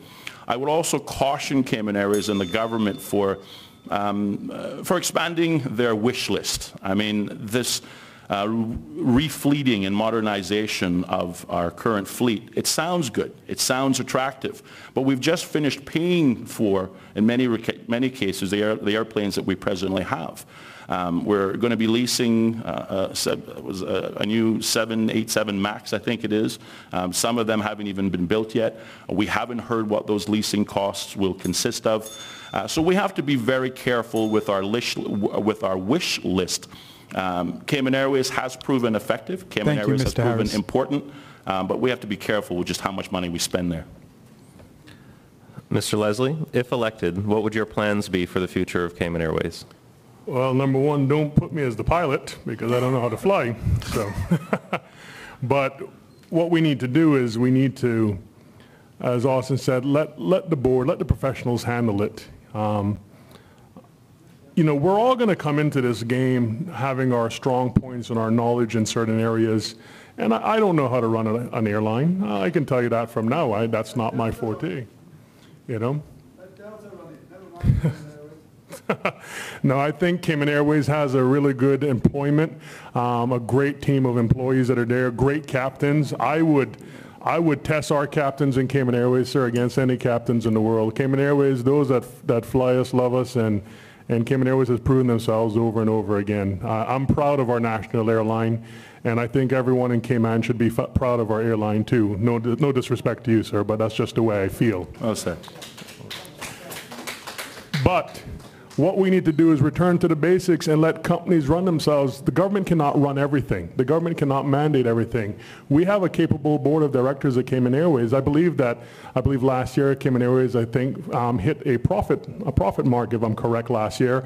And that's a great stride for us to actually see that Cayman Airways actually advanced and hit a profit margin. You know, and they did it not because there was a bunch of people in government telling them what to do, but they did what they had to do. So in contrast to Ms. Strauss, I do believe that upgrading the fleet to the 737-800 MAX is a great idea, because what we're doing is we're putting us in a competitive nature with Delta, with US Air, and with everyone. We're seeing these airplanes coming in, more comfort, more stability, more safety, and let's start playing ball with them. If we're going to compete as the national airline, then let's not compete as a twin prop, but let's compete as a jet. You know, let's not be that airline that everyone laugh and say, oh, that's the airline that has the cows and chicken. No, that's the airline that you ride in comfort. That's our national airline, so let's have some respect for it. Thank you. Ms. Lucille, if elected, what would your plans be for the future of Cayman Airways? I noticed that you smiled. Cayman Airways belong to us. It is one of our revenue earners. It puts money into the system. It also gets the subsidy from government to go to certain ports to bring tourists here. That's what the subsidy is for. The subsidy is not to run the airline. The airline runs itself. The airline runs itself so well that it was able to buy 4 new planes. The last one will come in 1920, I think. 1920.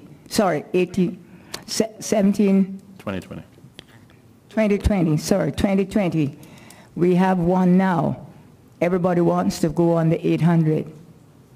But we are also in competition with other airlines that are 15 and 20 years old planes that's coming in here. We had those planes, and we made that decision that we were going to go in the 21st century, we were going to go to get 4 new planes. One we have, and we will be getting the other 3. I think in 2018, the newest one will be coming. You will be very proud of it when you go into it. And I think that the Cayman Airlines, it is not a burden on the government anymore. It makes its own money. It pays its own staff. Government does not do that. Over the last 5 years, it has progressed under the leadership of a great chairperson. And I must confess, I was happened to be a part of that board. I believe that Cayman Air is going the right way, and it has gotten 2 SABs for Cayman Brac. Well, thank the audience for those questions, and now we're going to take a short commercial break, and when we return, we'll have the closing statements by each of the candidates.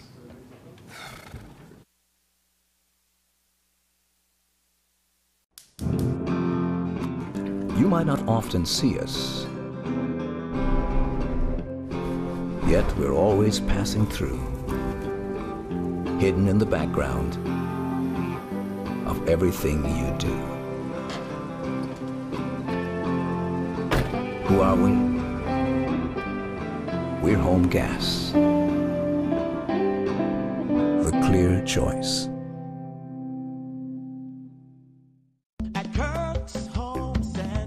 You can find everything to adapt, decorate, or furnish your home at Kirk Home Center. Discover every tool for any task in our hardware department. Fuel your imagination with our extensive range of housewares and linens. Create a home outside your house from our variety of outdoor living items. Or plan your next project in our paint and do-it-yourself section. For the widest variety of stylish and up-to-date items for your home. Make Kirk Home Center your first choice. Have you had your Tortuga moment today? Come by Tortuga Fine Wine and Spirits for all your liquor needs and taste the world-famous Tortuga rum and rum cake. Baked fresh daily in the Cayman Islands. Enchanting, exotic, and always delicious. Like the moments you share and will savor forever. The taste of the Cayman Islands, remembering the time of your life over and over again. Such sweet surrender. Make the most of your morning at Burger King with Burger King's unbeatable breakfast special. 2 croissants for just $4. Take 2 bacon, egg, and cheese croissants, 2 sausage, egg, and cheese, or mix and match. Add a refreshing OJ or delicious hash browns, plus tea or coffee for a true breakfast of champions. 2 croissants for just $4, available until 10:30 weekdays and 11 a.m. on weekends. Only at Burger King, 7 Mile Beach, Waterfront, Walkers Road, Town Center Plaza, and now Red Bay.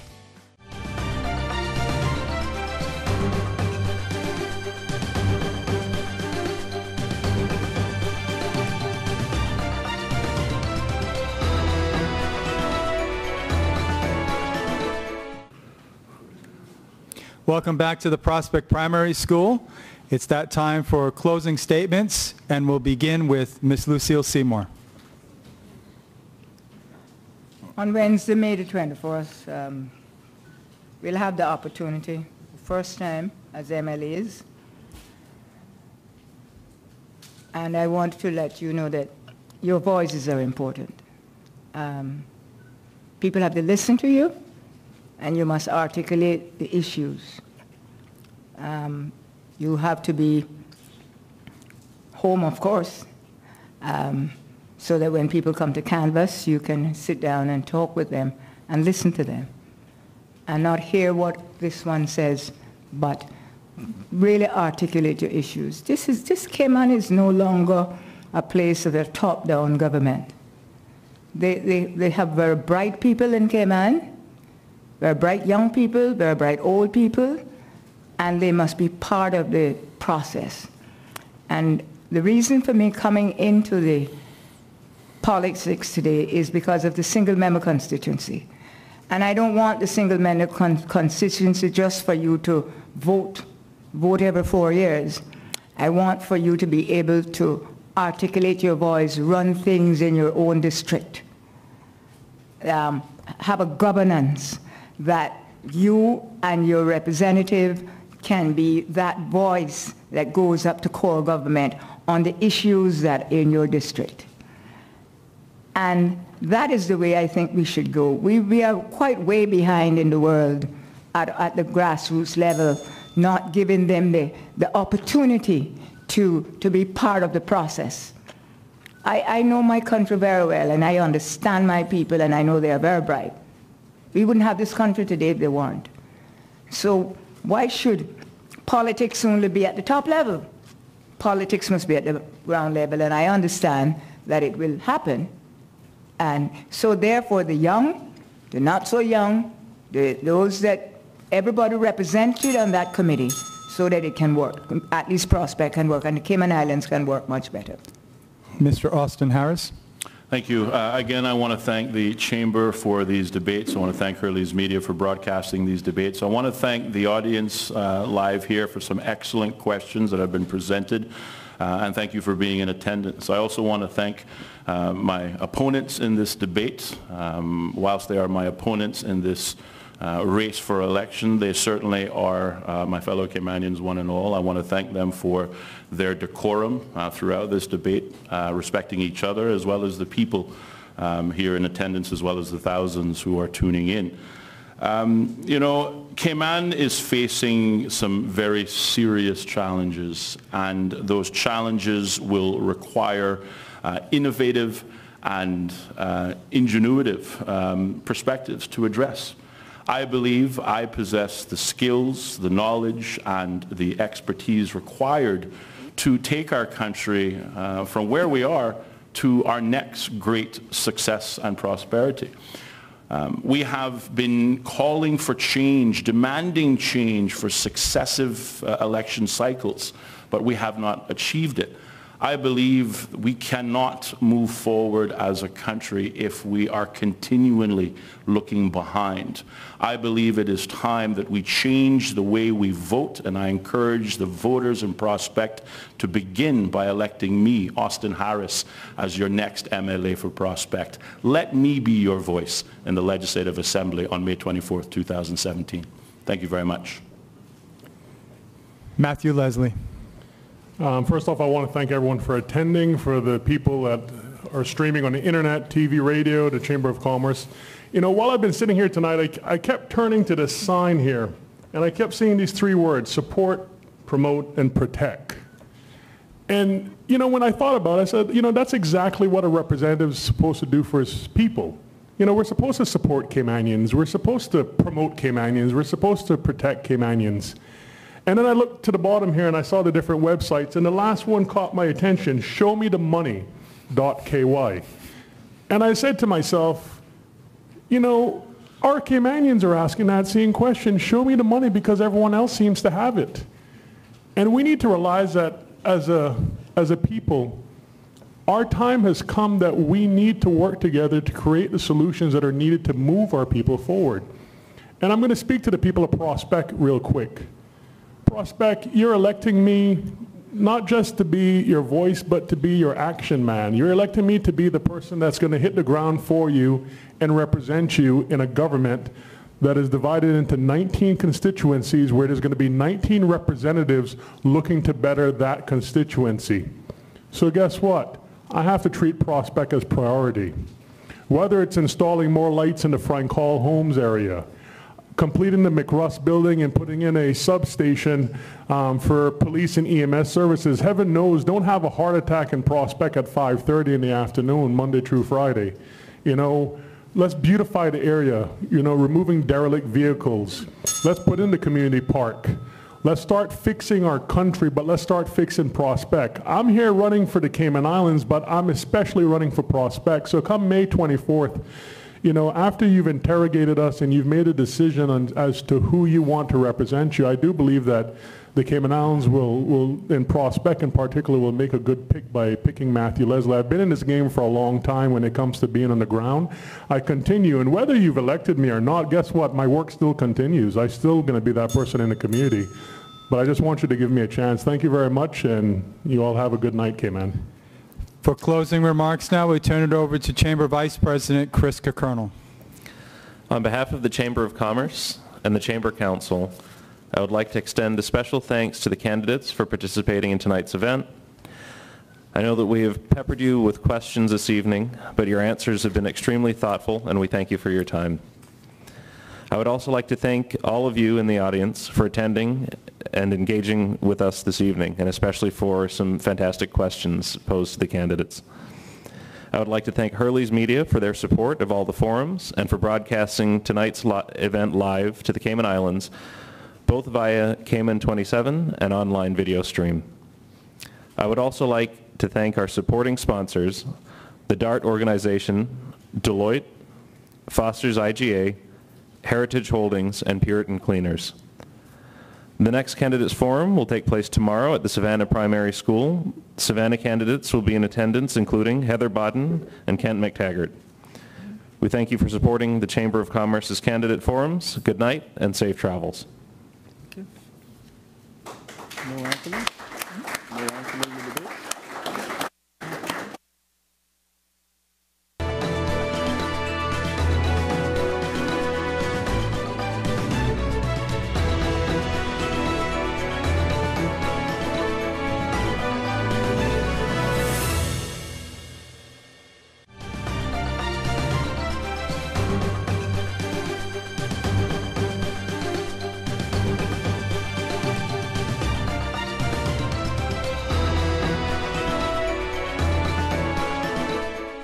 Have you had your Tortuga moment today?